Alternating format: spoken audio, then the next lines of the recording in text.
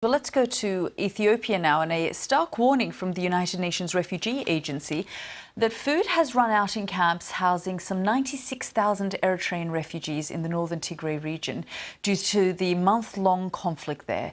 The Tigray region occupies the border between Ethiopia and Eritrea, and over the years, large numbers of Eritreans have left the country of their birth, fleeing the government's military conscription law and political persecution. The UN is calling for authorities there to give them access to the 4 main camps, warning of an impending humanitarian crisis.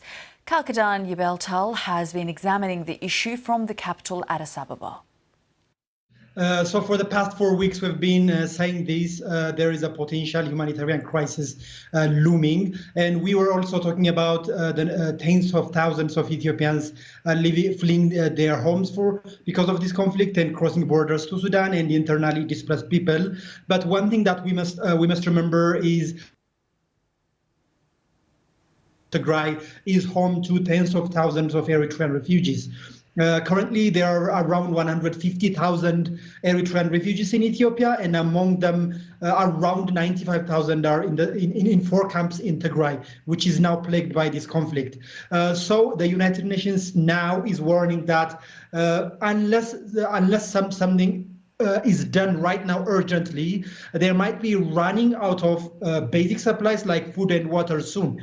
These Eritrean refugees are trapped in this conflict, and it looks like that they have not been receiving much needed attention in the past 4 weeks. Help us understand the history here of these Eritrean refugees who are in Ethiopia, because of course the two countries were at conflict and at war for decades.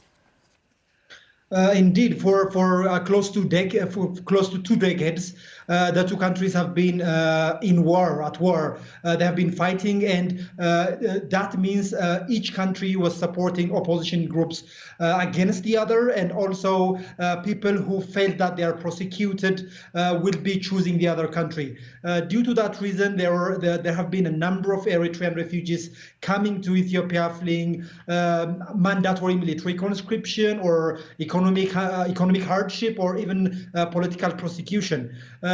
So we've seen a spike in the number of Eritreans crossing borders to Ethiopia around 2018. That was the time when the war was ended after Prime Minister Abiy Ahmed came to power and tried to solve that issue.